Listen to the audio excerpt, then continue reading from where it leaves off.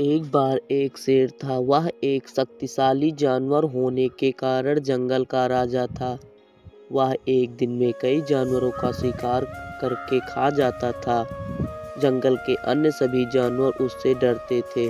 वे अपने आप को जल्द ही समाप्त किए जाने के बारे में चिंतित थे, क्योंकि शेर व्यापक दर पर जानवरों को मार रहा था। वे सभी एक साथ मिल जाते हैं और बाघ से जानवरों का शिकार बंद करने की गुहार लगाने की योजना बनाते हैं, और वे खुद से रोजाना एक जानवर उपलब्ध कराएंगे। उन्होंने हिम्मत जुटाकर बाघ के पास ही जाकर अपना विचार उसके सामने रखा। बाघ उस विचार के लिए सहमत हो गया। वे प्रतिदिन एक जानवर को उसके भोजन के लिए बाघ के पास भेजने लगे।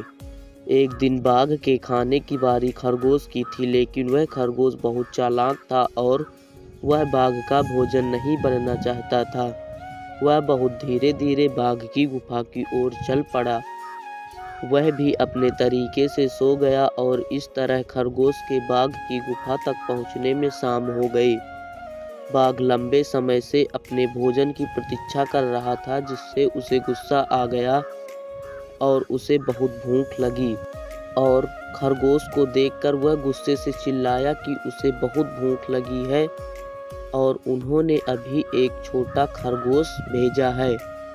खरगोश ने कहा, महाहिम, उन्होंने वास्तव में मेरे सहित हमें 6 भेजे, लेकिन रास्ते में एक बाघ आया और खुद को जंगल का राजा होने का दावा किया।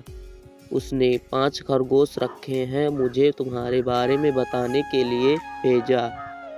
यह सुनकर बाघ गुस्से से भड़क उठा और खरगोश से कहा कि उसे बाघ के पास ले चलो। खरगोश उसे कुएं के पास ले गया और कहा कि बाघ उसके अंदर है। बाघ ने कुएं में देखा और उसे अपनी परछाई का दूसरा बाघ समझा। उस पर गरज कर कुएं में अपना प्रतिबिंब देखा, जो भी दहाड़ता था। उसने सोचा कि बाघ उस पर वापस दहाड़ रहा है और उसे लड़ाई के लिए आमंत्रित कर रहा है।